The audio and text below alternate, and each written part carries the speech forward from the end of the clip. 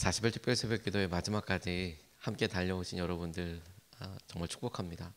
주님께서 저와 여러분들을 다윗처럼 정결한 하나님 마음에 흡족하고 합한 사람으로 세우시기 위해서 이 시간을 쓰시고 우리의 삶에 마주하는 여러 일들을 하나님의 귀한 메시지처럼 인도하심으로 또 막대기처럼 이끌어 가고 계시는 것을 우리가 봅니다.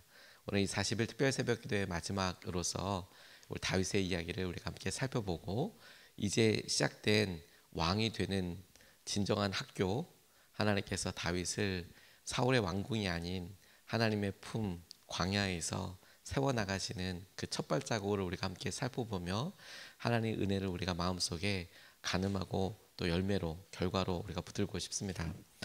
오늘 본문이 일어나고 있는 시점에 바로 이 시점을 기준으로 해서 왕은 누구입니까? 이 질문을 다시 처음에 했던 질문인데 함께 나누고 싶습니다. 하나님이시죠, 여러분. 사무엘상에 나오는 세 명의 왕이라고 말씀드리며 하나님께서 처음부터 또 영원토록 이스라엘을 다스리고 계신 왕이셨다.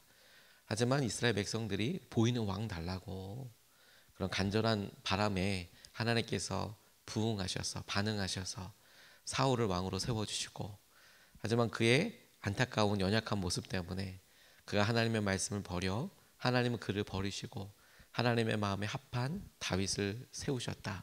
그때부터 이스라엘 사람들이 보고 따르는 이스라엘의 왕 사울이 있었고, 그리고 아직은 사람들 앞에 드러나진 않지만 하나님께서 기름 부어 세우셨던 다윗이 공존하는 모습을 우리가 꼼꼼하게 지난 40일 동안 살펴보았습니다. 그런데 오늘 본문 말씀 보면 특별한 게, 여러분, 다윗이 이스라엘의 왕이 아니다, 아직은 아니다, 우리가 그렇게 알고 있지만 사람들 앞에서 여전히 그는 왕이 누구냐라고 이야기할 때 사울보다 다윗이 왕 아니냐, 이런 이야기가 나올 정도였고, 심지어 아기스 왕 옆에 있었던 신하들은 다윗을 보자마자 하는 말이 이스라엘의 왕 아니냐, 이렇게 이야기할 정도로 다윗은 어느 순간에 그가 처했던 과정과 그리고 고난 가운데 사람들에게 왕처럼 여겨지는 수준의 사람이 되어 있네요. 그는 고난당하고 도망다니고 있는데, 그리고 오늘 본문 말씀은 다윗에게 있어서 가장 연약한 모습을 보여주기도 하지만 하나님께서 이제 진정 그에게 있는 탯줄들을 다 끊으시고 이제 하나님께서 그를 선택하셔서 붙잡으시는 왕이 되는 학교, 하나님이 세우시는 그 길로 접어서게 되는 그 마지막을, 그 가장 연약한 모습을 우리가 보게 됩니다. 고난의 학교에 입학하는 순간 하나님을 더욱 바라보게 되든지 아니면 하나님으로부터 멀어지게 되든지 둘 중 하나를 선택할 수밖에 없게 됩니다. 어렵고 힘들기 때문에. 그리고 다윗은 그 하나님의 고난의 학교 앞에 있을 때에 하나님을 그가 잘 알았고, 그가 하나님을 여러 번 경험했음에도 불구하고 그가 의지적으로 하나님을 정말 목숨 걸듯이 선택하지 않으면, 따르지 않으면 어떤 결과가 일어나는지를 보여주는 아주 중요한 부분이라고 싶어요. 진짜 믿음이 드러난다고요.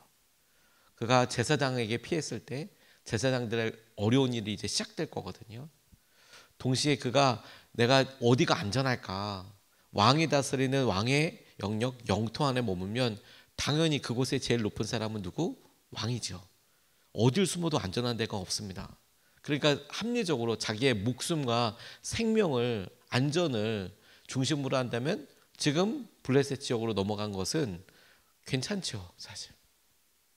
그런데 오히려 이런 모습을 가만히 보면 상식적으로 왕을 피하면 다른 나라 도망가야지, 망명해야지, 이런 생각을 하게 될 한데 그의 선택이 오늘 본문에서 드러나는 부분을 보면 정말 안타깝지 않습니까? 왜? 하나님께서 여전히 그를 왕으로 세워가실 여력들이 남아있고 그가 진정으로 다루심 받아야 될 곳은 하나님의 품 안이기 때문에 그렇습니다. 나중에 그가 이 고난의 학교를 다 통과하는 말미 즈음에 다시 블레셋으로 넘어갔을 때에는 그가 그곳에서도 하나님의 뜻을 물어가며 살아요. 하지만 아직 그런 때가 되지 않았을 때 그의 모습은 이만큼이나 연약했습니다. 이만큼이나. 그리고 여러분, 다윗이 보이는 이 연약함은 우리의 삶이랑 아주 많이 닮아 있어요. 그의 모습을 가만히 보면 영광은 다 사라지고 연약함만 남아있는 것을 보게 됩니다. 오늘 10절에서 15절 말씀을 이렇게 성경은 이야기하고 있습니다.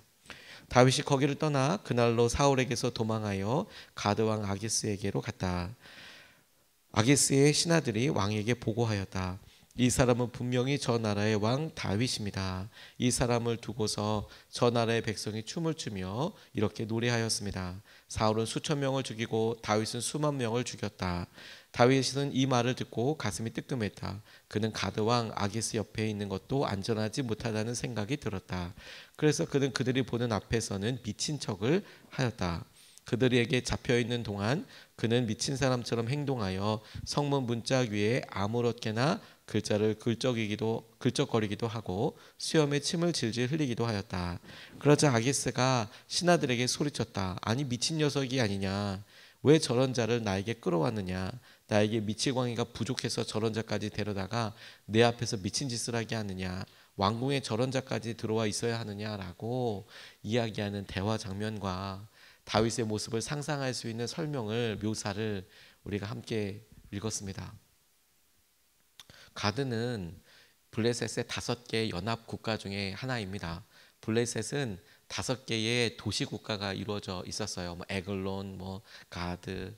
그래서 가드라는 지역은 블레셋의 한 지역 도시를 말하는 겁니다. 국가를 말하는 겁니다.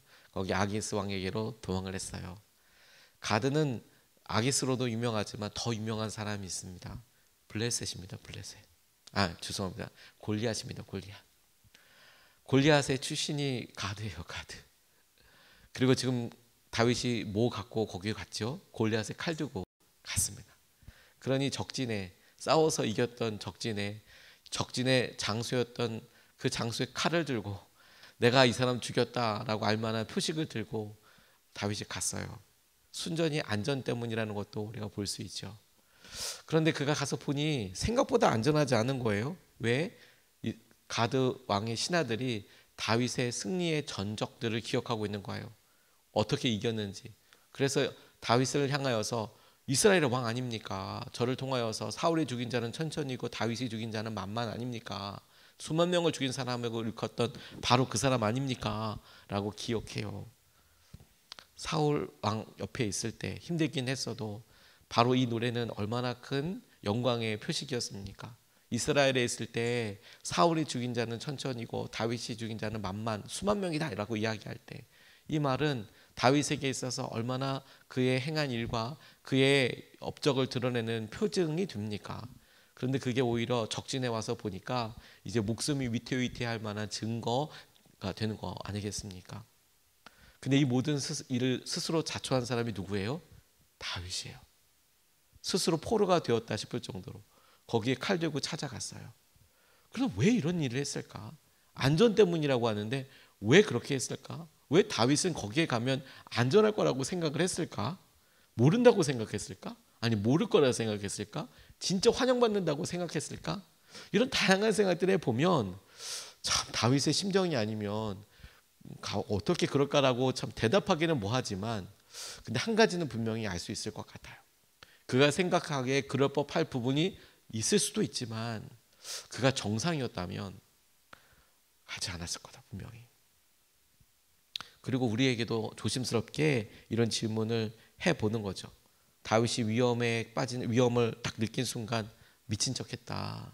그리고 우리의 모습을 보니 다윗만 그런 게 아니라 우리의 삶도 자주 종종 그런 모습을 보일 때가 있더라.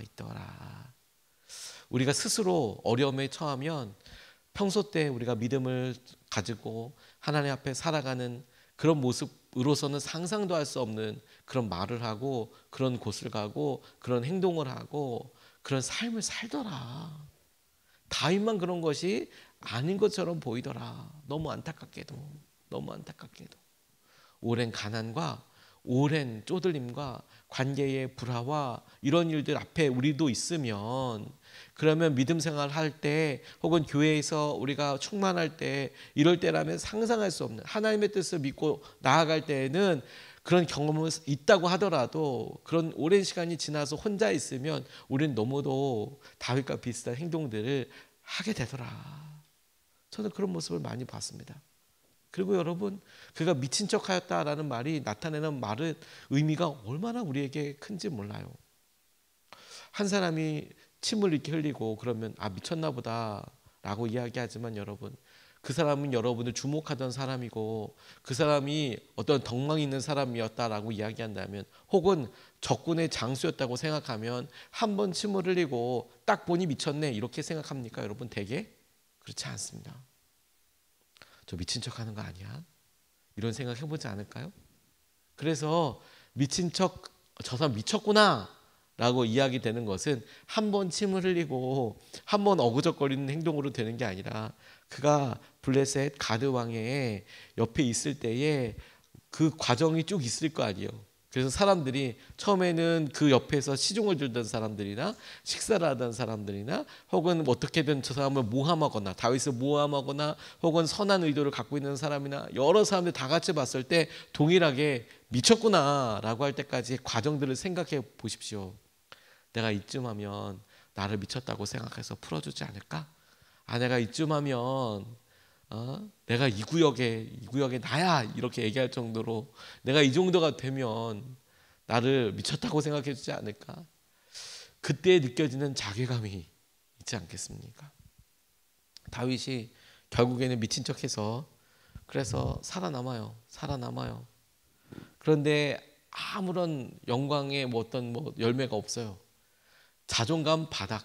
이제 미친사부터 시작하는 거예요. 이제 블레셋에는 다윗 미쳤다라고 생각될 거기서부터 시작하는 거예요.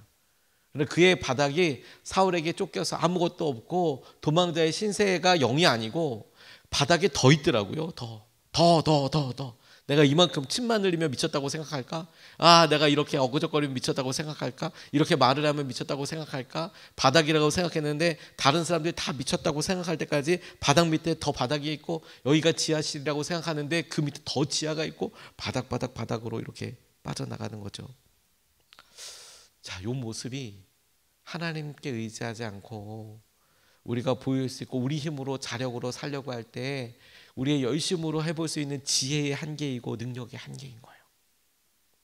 그리고 우리 자신이 조금이라도 그 모습과 닮아 있다면 우리 시선을 옮겨서 어디를 봐야 할지를 주님께서 명확하게 보게 하신다. 저는 그렇게 믿습니다. 연약함이 떠나고 영광이 떠나고 연약함만 온통 남아버리더라. 우리 삶에 그런 연약함밖에 없다면, 다윗과 너무 우리의 마음이 측은하게 비슷해진다면 우리가 주님을 다시 바라보는 귀한 사인으로 삼아야 한다는 거예요. 왜? 주님께서 다윗과도 같이 우리를 존귀하게 주님의 계획과 은혜 가운데 주님을 바라보는, 주님과 동행하는 사람으로 삼기 원하시니까. 주님께서 이와 같은 일을 하기 위해 허락하신 은혜의 방법은 무엇이었냐면 사람들이었습니다. 사람들. 다윗이 그렇게 미친 척해서 다윗의 의도대로, 혹은 그가 그렇게 했더니 가드 왕 아기스가 보내줍니다. 쫓아냅니다. 미친 사람이 없어서 여기 내가 저런 모습 여기서도 봐야 되냐? 이렇게 해서 쫓아내요. 그리고 아둘람으로 도망합니다. 그런데 여러분, 이상하지 않습니까? 아둘람의 그 소문을 듣고 돌아왔다는 거예요. 사람 다 찾아왔다는 거예요. 이렇게 나와 있습니다. 22장 1절 2절 말씀을 보면, 다윗은 거기에서 떠나 아둘람 굴속으로 몸을 피하였다. 그러자 형들과 온 집안이 그 소식을 듣고 그곳으로 내려가 그에게 이르렀다. 그들뿐만이 아니라 압제를 받는 사람들과 빛에 시달리는 사람들과 원통하고 억울한 일을 당한 사람들도 모두 다윗의 주변으로 몰려들었다. 이렇게 해서 다윗은 그들의 우두머리가 되었는데 400여 명이나 되는 사람들이 그를 따랐다라고 이야기하고 있습니다. 도망쳤어요. 하나님께서 다윗을 왕으로 세우실 때 하나님은 그를 사울 왕의 왕궁에 오래 두지 않으셨습니다.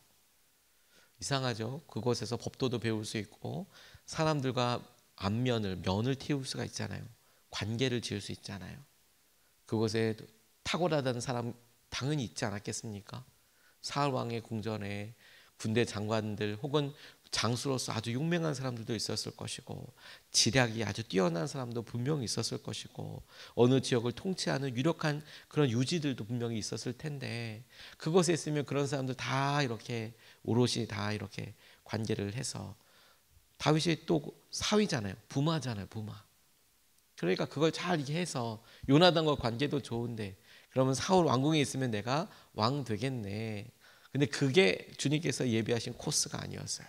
오히려 하나님께서 그를 정말로 왕으로 세우실 때는 언제였냐면 바닥으로 떨어뜨리셔서 광야에서 미친 척한 채로 미친 듯이 살아가고 있는 그 아둘람에 살고 있는 다윗을 스스로 이렇게 보게 하고 그에게 사람을 보내주셨어요. 사람을. 그리고 우리는 한 줄에 읽었지만 요 시기가 작지 않았을 거라고 싶습니다. 다윗이 아둘람에 살고 있다는 것이 소문이 퍼졌다는 거 아니에요. 안타깝게도 그가 유명했기 때문에 그렇기도 하지만 미친 척한 사람이 이렇게 살아가는 그 모습도 분명히 있지 않았겠습니까? 그리고 이 아둘람은 이 가드 땅과 이스라엘의 경계 지역 부근에 있어요. 당시만 해도 철책이 이렇게 있고 자 여기서부터는 어디 경계다 이러지 않거든요. 지금 우리가 기도하는 카슈미르 지역의 분쟁처럼 여기가 네 땅이다 내 땅이다 계속 그러는 접경 지역이 있단 말입니다. 아둘람이 대표적이에요. 그냥 별 볼 일 없는 촌동네입니다. 거기 산속에서 굴들 가운데 이렇게 있었어요. 그렇게 살아가는데 여러분 다윗이 미친 척하는데 사람들이 이렇게 온 거 아닙니까? 그 소문 퍼져서 올 때까지 시간이 하루면 소문이 퍼질까요? 문자 받고? 아니죠. 오래 살았겠죠. 근데 부모도 찾아오고 사람들이 억울한 사람들, 빚진 사람들 400명까지 이렇게 찾아와요. 모여서 한꺼번에 왔을까요? 그러지 않을 거예요. 하루하루 모이니까 그만큼의 사람들이 모였다는 거죠. 고난과 어려움 앞에 있을 때 나 하나 건사하기 너무 힘들고 나 혼자 있을 때 미쳐버릴 만큼 그렇게 힘든 시기였는데 그런데 그 상황에 사람이 나에게 의탁하는 사람, 나에게 생명을 의탁해 오는 사람, 삶을 책임져 달라고 찾아오는 사람, 이건 여러분 어떤 의미이겠습니까? 다윗이 혼자 있을 때 자기 자신도 어떻게 할 수가 없어서 미친 척하면서 살아가는 사람이었는데 하나님께서 그를 사울 왕궁도 아니고 마치 사울 왕궁에 미친 사람 사울 왕이 있었잖아요. 광야에 블레셋에서 미친 사람을 뽑아낸 다음에 그를 하나님의 뜻대로 세우시기 위해서 주셨던 것은 진짜로 아이러니하게도 고난과 어려움 힘든 일이지만 책임져야 될 사람을 더하셨어요. 그에게 책임을. 이제 그는 미친 척할 수도 없어요. 그렇지 않습니까? 내가 책임을 져야 하니까. 책임도 커졌고 먹이고 살려야 할 사람들도 많아졌습니다. 그리고 이것이 하나님께서 다윗을 훈련시키시는 주요한 내용이었어요. 이것이 주요한 내용이었어요. 우리는 우리 삶을 가만 보면 고난을 없애주시면 진짜 잘 믿을 수 있을 것 같은데 이 고난만 없으면 가난만 풀어지면 관계만 좋으면 우리 아이만 이렇게 되면 건강만 좋으면 그런데 주님께서는 그런 여러 일들을 우리에게 마주하고 계시고 모르시는 바가 아니라 오히려 우리에게 책임을 더해 주세요. 우리에게 사명을 주시고 사역을 주실 때도 있습니다. 그럼 우리는 더 힘들다라고 생각하고 그것에 어려워하지만 주님께서는 가만히 보니 네가 가난하거나 부하거나 건강하거나 약하거나 네가 뭘 할 때나 네가 뭐 영광과 부귀 가운데 있거나 그렇지 않을 때나 하나님을 바라볼 수 있는 눈을 튀게 하시는 거죠. 하나님을 의지할 수 있는.